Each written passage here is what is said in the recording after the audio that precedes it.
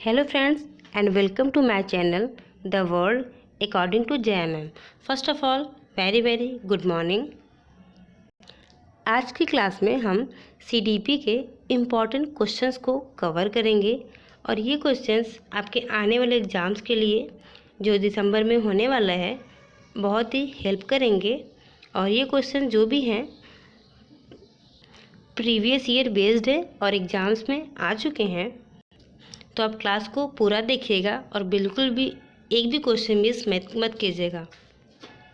हमारे चैनल पर आपको सीटेट के लिए ईवीएस की क्लासेस, मैथ्स की कुछ क्लासेस, एसएसटी की जो पार्ट 2 में आता है पेपर 2 के लिए, और साथ में सीडीपी की क्लासेस देखने को मिलेंगी।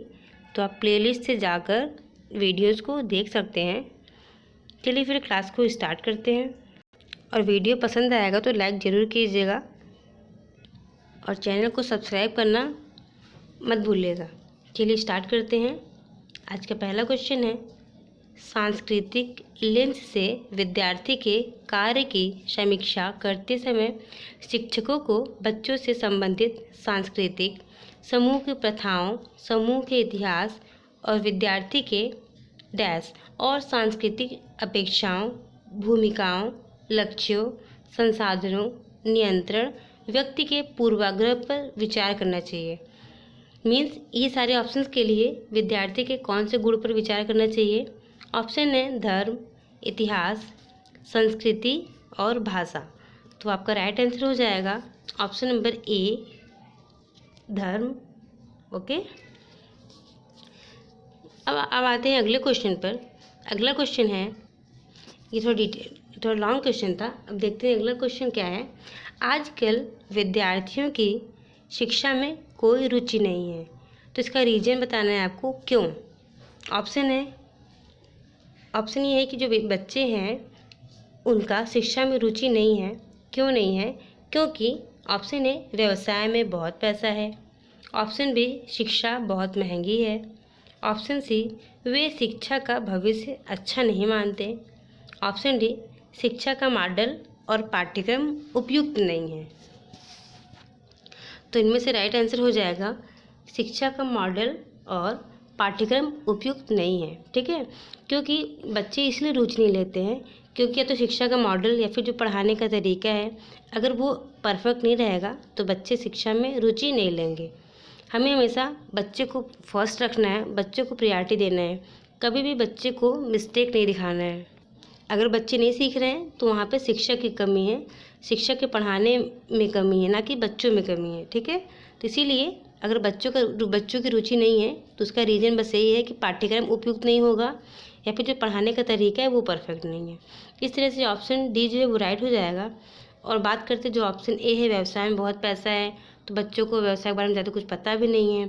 शिक्षा बहुत महंगी है, तो बच्चों को पैसे से कोई मतलब नहीं है, वे शिक्षा का भविष्य अच्छा नहीं मानते हैं। तो ये भी ऑप्शन परफेक्ट नहीं है। ओके, इस तरह से जो ऑप्शन डी है वो राइट हो जाएगा। अगला क्वेश्चन है, लर्निंग का उपयुक्त अर्थ है। यहाँ पे आपको बताना है कि लर्निंग का अर्थ क्या होता है। ऑप्शन है ज्ञान को मन में बैठाना। ऑप्शन बी है व्यवहार में परिवर्तन। ऑप्शन सी है व्यक्तिगत क्षमाशोधन। ऑप्शन सी है कौशल की प्राप्ति। तो इनमें से जो लर्निंग का अर्थ है वो व्यवहार में परिवर्तन, ठीक है, ना कि इनमें से हो जाए ज्ञान को मन में बैठाना या फिर व्यक्तिगत समाशोधन, वो कौशल की प्राप्ति। ये सारे ऑप्शंस रॉन्ग हैं। इसमें से जो परफेक्ट ऑप्शन है वो हो जाएगा व्यवहार में परिवर्तन। जो भी बच्चा पढ़ा लिखा होता है उसके व्यवहार से ही वो परिलक्षित होता है, बाहर दिखता है कि हाँ इनमें एजुकेशन है। ठीक है, तो जो लर्निंग का अर्थ है वो हो जाएगा उनके व्यवहार में परिवर्तन। अब आते हैं अगले क्वेश्चन की ओर। अगला क्वेश्चन कहता है, विद्यार्थी की आवश्यकताओं और हितों पर अध्यापक का ज्ञान किस विषय के अंतर्गत आता है। ऑप्शन है शिक्षा के दर्शन शास्त्र, शिक्षा के मनोविज्ञान, शिक्षा के समाज विज्ञान और राजनीति शिक्षा। आपको ये बताना है कि ये जो शिक्षा विद्यार्थी की आवश्यकता है या फिर उनके जो विद्यार्थी के हित के बारे में है, इन सब के बारे में जो अध्यापक के अंदर नॉलेज होता है वो किस विषय के अंतर्गत आता है, तो वो शिक्षा के मनोविज्ञान के अंतर्गत आता है जो आप पढ़ रहे हैं, ना कि शिक्षा का दर्शन शास्त्र और ना फिर शिक्षा के समाज विज्ञान, ऐसा कोई विषय नहीं होता। और राजनीतिक शिक्षा में बच्चों के मन के बारे में बात नहीं की जाती है, वो पॉलिटिक्स के बारे में बात की जाती है। तो यहाँ पर जो आपका ऑप्शन बी है शिक्षा के मनोविज्ञान, इस विषय के अंतर्गत हम विद्यार्थी की आवश्यकताओं को देखते हैं, उनके हित के बारे में ध्यान रखते हैं। तो इस तरह से जो आपका ऑप्शन बी है वो राइट आंसर हो जाएगा। Okay, option B is right answer. अब अगला क्वेश्चन कह रहा है शिक्षा के क्षेत्र में कार्य अनुभव का क्या अर्थ है। ऑप्शन है ग्रामीण उत्पादकता के लिए शिक्षा, नए सामाजिक क्रम के लिए कार्य, औद्योगिक और शिल्प विज्ञानीय विश्व का अनुभव, या फिर ऑप्शन डी है व्यावसायिक पाठ्यक्रम की ओर अभिमुखता के लिए शिक्षा। तो आपको बताना है कि शिक्षा के क्षेत्र में कार्य अनुभव का क्या अर्थ है। तो शिक्षा के क्षेत्र में जो कार्य का अनुभव है वो उसका अर्थ ये है कि व्यावसायिक पाठ्यक्रम की ओर अभिमुखता के लिए शिक्षा। मीन्स जो बच्चे पढ़े लिखे हैं वो व्यवसाय की ओर अग्रसर हो रहे हैं, ठीक है, वो अपनी शिक्षा को एज ए बिजनेस यूज़ कर सकते हैं। ना कि इसमें ये ऑप्शन ए है ग्रामीण उत्पादकता के लिए शिक्षा, या फिर उन्हें सामाजिक क्रम के लिए कार्य करना होगा। ये सारे ऑप्शंस क्या है, रॉन्ग है। राइट आंसर जो है वो आपका ऑप्शन नंबर डी हो जाएगा, व्यावसायिक पाठ्यक्रम की ओर अभिमुखता के लिए शिक्षा। ओके, ये क्वेश्चन देखिए DT+B में आ चुका है। तो यहाँ पे जितने भी क्वेश्चन है सारे इंपॉर्टेंट्स हैं और कहीं के एग्जाम्स में आ चुके हैं। ओके, अगला क्वेश्चन है अनिवार्य शिक्षा की अवधारणा प्रतिपादित की थी। ऑप्शन है श्री अरविंदो ने, महात्मा गांधी ने, स्वामी दयानंद ने, या फिर स्वामी विवेकानंद ने। आपको बताना है कि जो अनिवार्य शिक्षा है उसकी अवधारणा किसने दी थी। ऑप्शन है इसका जो ए है श्री अरविंदो, ये राइट आंसर हो जाएगा। ओके, क्योंकि जो महात्मा गांधी थे उन्होंने बुनियादी शिक्षा दी थी। इसी तरह स्वामी विवेकानंद ने और स्वामी दयानंद ने। ये जो ऑप्शन ये सब रॉन्ग हो जाएगा। जो राइट आंसर है वो क्या हो जाएगा, श्री अरविंदो ने। अनिवार्य शिक्षा की अवधारणा किसने दी थी, श्री अरविंदो ने। ओके, अगला क्वेश्चन कह रहा है विद्यार्थियों का भावात्मक समावेशन किस में प्रभावी है। ऑप्शन है व्यक्तित्व के निर्माण में, या फिर अनुशासन में, या फिर कक्षा शिक्षा में। इसका जो ऑप्शन नंबर डी है वो राइट आंसर हो जाएगा कि जो विद्यार्थियों का जो भावात्मक समावेशन है वो इन तीनों में प्रभावी होता है, चाहे वो व्यक्तित्व का निर्माण हो, अनुशासन हो, या फिर कक्षा शिक्षण हो। ओके, अगला क्वेश्चन है शिक्षा की डाल्टन प्रणाली किसके द्वारा विकसित की गई। ऑप्शन है Maria Montessori, John Dewey, Helen Parkhurst, या फिर टी रेमोंड। तो इसका जो राइट आंसर वो हो जाएगा हेलेन पार्कहर्स्ट। इन्होंने शिक्षा की डाल्टन प्रणाली की शुरुआत की थी। अब आते हैं अगले क्वेश्चन पर। हमारा अगला क्वेश्चन है वैदिक कालीन भारत में विद्यालयी प्रणाली का पहले रूप किस नाम से जाना जाता था। ऑप्शन है टोल, पाठशाला, गुरुकुल, मदरसा। आपको बताना है कि वैदिक काल में भारत में जो विद्यालय प्रणाली था उसे किस नाम से जाना जाता था। तो उसे गुरुकुल के नाम से जाना जाता था। ओके, इसका राइट आंसर क्या हो जाएगा, गुरुकुल। अगला क्वेश्चन है द्विध्रुवी शिक्षा प्रक्रिया का विचार किसने प्रस्तावित किया। ऑप्शन है Sir John Dewey, Sir John Adam, Swami Vivekananda और श्री अरविंदो। इसमें आपको बताना है कि जो शिक्षा की द्विध्रुवी शिक्षा प्रक्रिया था उसे किसने दिया था। तो उसे जॉन डेवी ने दिया था। और एक जो होता है शिक्षा की त्रिध्रुवी प्रक्रिया उसे किसने दिया था, उसे जॉन डेवी ने दिया था। त्रिध्रुवी में कौन कौन होता है, शिक्षक होते हैं, विद्यार्थी और पाठ्यक्रम। जब ये तीन चीज़ रहता है तो उसे बोलते हैं शिक्षा का त्रिध्रुवी प्रक्रिया। और जो शिक्षा के द्विध्रुवी की बात करते हैं उसमें क्या होता है, शिक्षक और विद्यार्थी। इसमें पाठ्यक्रम को इम्पोर्टेंस नहीं दिया गया है। तो जो शिक्षा का जो द्विध्रुवी प्रक्रिया था उसे किसने दिया था, जॉन एडम्स ने दिया था। ये भी देखिए क्वेश्चन जो है वो भी DSSB में आ चुका है, जो कि 2018 में आया था। अब देखते हैं अगले क्वेश्चन को। अनौपचारिक शिक्षा के संबंध में इनमें से कौन सा सत्य है? आपको बताना है कि देखिए शिक्षा जो होती है दो होती है, एक औपचारिक और एक अनौपचारिक ना। तो इसमें आपको बताना है अनौपचारिक के संबंध में कौन सा ऑप्शन सही है।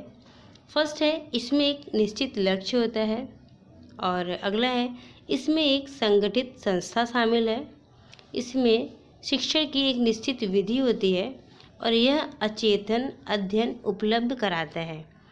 तो इसमें जो ऑप्शन फर्स्ट है इसमें एक निश्चित लक्ष्य होता है, बस यही बात जो है वो अनौपचारिक के लिए कही गई है। बाकी जो इसमें और 3 ऑप्शंस है वो औपचारिक शिक्षा की बात है। जैसे जो औपचारिक शिक्षा होती है वो किसी विद्यालय के अंदर दी जाती है ना, विद्यालय हो या फिर कोई यूनिवर्सिटी हो, तो यहाँ पर संगठित संस्था होती है। और अगला है इसकी शिक्षण निश्चित विधि होती है, और इसमें यह जो अचेतन अध्ययन उपलब्ध कराता है। ठीक, तो ये 3 ऑप्शंस हैं वो किसके लिए है, वो अनौपचारिक शिक्षा के संबंध में नहीं है। इसका जो पहला ऑप्शन है बस वही क्या हो जाएगा, राइट हो जाएगा। अब देखते हैं अगला क्वेश्चन क्या कह रहा है। इनमें से किस शब्द का अर्थ प्रशिक्षित करना है? ऑप्शन है एजुकेटम, एजुसियर, एजुकेयर और एग्रेस। तो इसका राइट आंसर हो जाएगा एजुकेटम। जो एजुकेटम है इसी से एजुकेशन शब्द बना हुआ है। तो एजुकेटम का अर्थ क्या होता है, प्रशिक्षित करना। क्या, प्रशिक्षित करना। ओके, अब देखते हैं अगला क्वेश्चन क्या कह रहा है। इनमें से किस शिक्षाविद को किंडरगार्टन प्रणाली के उद्भवनकर्ता का श्रेय दिया जाता है? आपको ये बताना है कि ये जो 4 ऑप्शन दिए गए हैं इनमें से ऐसे कौन से शिक्षाविद हैं जिन्होंने किंडरगार्टन प्रणाली की शुरुआत की है। ऑप्शन है Friedrich Froebel, option B Maria Montessori, option C हेरिक पेस्टोलॉजी या फिर ऑप्शन सी जॉन डेवी। इसका जो राइट आंसर है वो हो जाएगा फ्रेडरिक फ्रोबेल। फ्रेडरिक फ्रोबेल को किंडरगार्टन प्रणाली के उद्भवनकर्ता का श्रेय दिया जाता है, या फिर कह सकते हैं कि जो फ्रेडरिक फ्रोबेल थे इन्होंने किंडरगार्टन प्रणाली की शुरुआत की है। अगला क्वेश्चन है, इनमें से किस विचारक ने इंडियन फिलॉसफी पुस्तक लिखा है? ये बहुत ही इम्पॉर्टेंट है, पूछा जाता है कि इंडियन फिलॉसफी पुस्तक किसने लिखा है। ऑप्शन है doctor DS Kothari means Daulat Singh Kothari, professor Yashpal, doctor Sarvepalli Radhakrishnan या फिर गिजुभाई बढ़ेका। इसमें तो जो राइट आंसर है वो हो जाएगा डॉक्टर सर्वपल्ली राधाकृष्णन। इन्होंने इंडियन फिलॉसफी नामक बुक लिखा है। ओके, अब अगला क्वेश्चन है, सुकरात, प्लेटो और अरस्तु ये लोग कहाँ के विचारक थे? ऑप्शन है रोमन, यूनानी, आयरिश या फिर उपयुक्त में से कोई नहीं। इसका जो राइट आंसर है वो हो जाएगा यूनानी, क्योंकि जो सुकरात, प्लेटो और अरस्तु ये लोग कहाँ के थे, ये लोग यूनान कंट्री से आए थे, यूनानी थे। ओके, अब आते हैं अगले क्वेश्चन पर। अगला क्वेश्चन है, गैर औपचारिक शिक्षा के मामले में इनमें से कौन सा कथन सत्य नहीं है? ऑप्शन है यह अध्येता उन्मुख है, या फिर नेक्स्ट ऑप्शन है कि यह परीक्षण उन्मुख है, ऑप्शन डी है यह जीवन उन्मुख है, ऑप्शन डी है यह आवश्यकता उन्मुख है। आपको बताना है कि इनमें से कौन सा ऑप्शन सही नहीं है, मीन्स गलत है। तो देखिए पहला ऑप्शन क्या, यह अभ्यता उन्मुख है, ये भी सही है, यह जीवन उन्मुख है, ये भी सही है, और यह आवश्यकता उन्मुख है, ये भी सही है। तो गलत कौन सा हुआ, यह परीक्षण उन्मुख है, क्योंकि गैर औपचारिक शिक्षा जो होती है उनमें परीक्षण जैसा कुछ होता नहीं है। तो इसमें से जो ऑप्शन 2 है वही क्या हो जाएगा, रॉन्ग हो जाएगा, और हमें इसमें से वही बताना है कि कौन सा ऑप्शन रॉन्ग है।